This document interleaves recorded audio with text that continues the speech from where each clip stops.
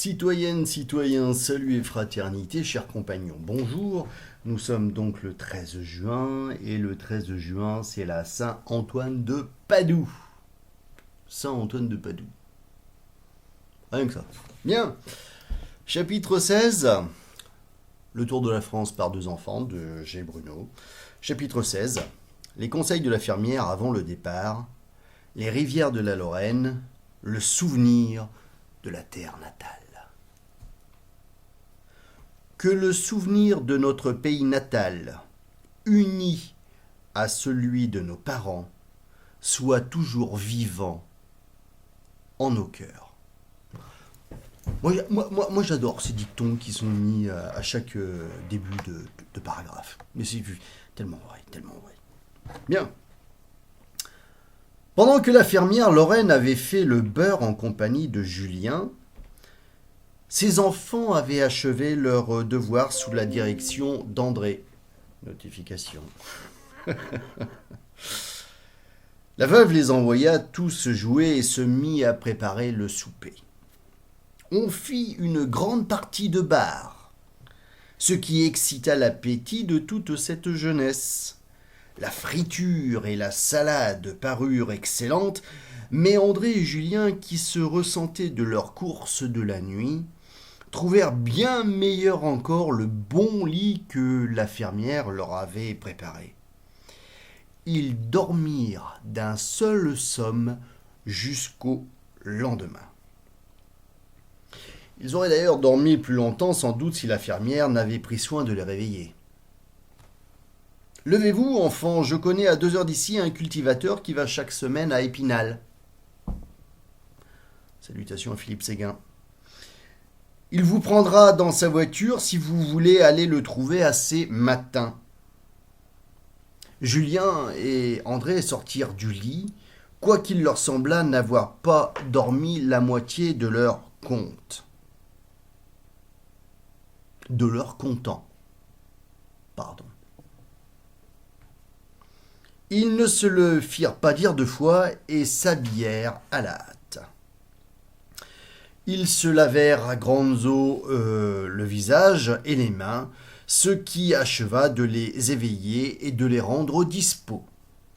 Puis ils firent leur prière tous deux.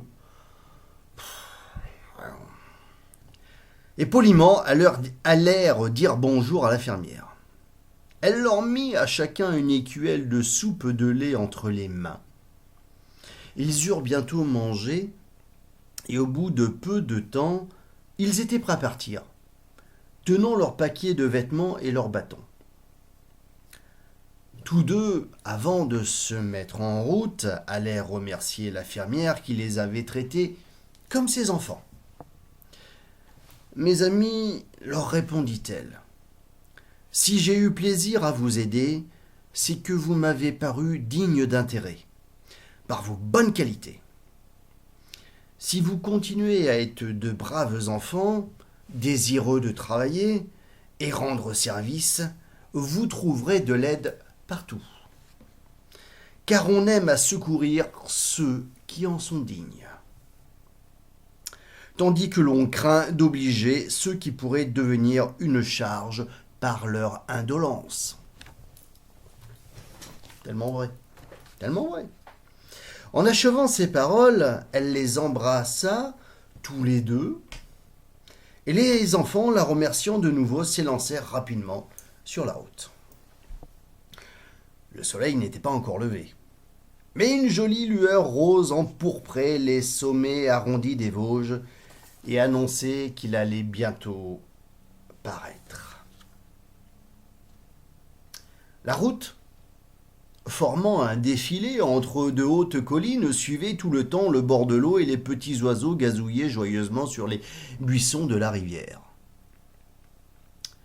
Nos jeunes voyageurs étaient ravis du beau temps qu'il s'annonçait, mais ils étaient plus satisfaits encore des bonnes paroles que la fermière leur avait dites au départ, et le petit Julien, qui trouvait en lui-même qu'il était bien facile d'être reconnaissant, s'étonnait qu'on leur en sût tant gré.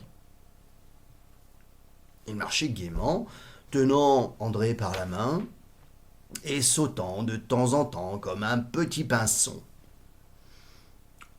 Où va donc, s'écrie-t-il, cette jolie rivière qui coule tout le temps à côté de notre route entre des rochers hauts comme des murailles?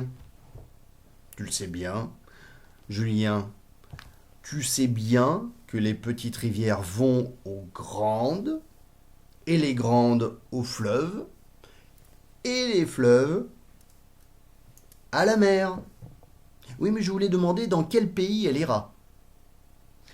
Elle ira retrouver la Meurthe, qui elle-même se jette dans la Moselle. Tu te rappelles, Julien, quel pays arrose la Meurthe et la Moselle? Ouais, dit l'enfant, devenant triste soudain. Je sais que la Meurthe et la Moselle sont des rivières de la Lorraine. La Moselle passe en Alsace-Lorraine, où nous sommes nés, où nous n'irons plus, et où notre père est resté pour toujours. Et le petit garçon semblait réfléchir. Tout à coup, il quitta la main d'André. Il avait vu dans l'herbe de jolies clochettes d'une fleur d'automne. Il en fit un petit bouquet, le lia avec de l'herbe, et le jetant avec un doux sourire dans l'eau limpide de la rivière, dit « Peut-être s'en ira-t-il jusqu'à là-bas. » André murmura doucement « Peut-être. » Et prit lui aussi d'un cher ressouvenir pour la terre natale. Il détacha une branche de chêne et l'envoya rejoindre le bouquet de Julien. Puis ils continuèrent leur route, suivant de l'œil le bouquet et la branche qui descendait leur rivière.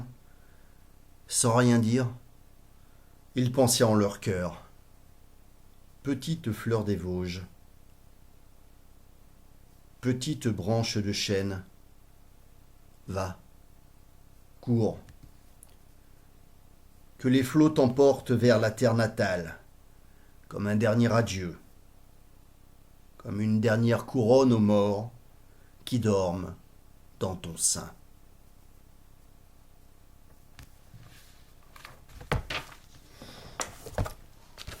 Alors, la gravure du jour,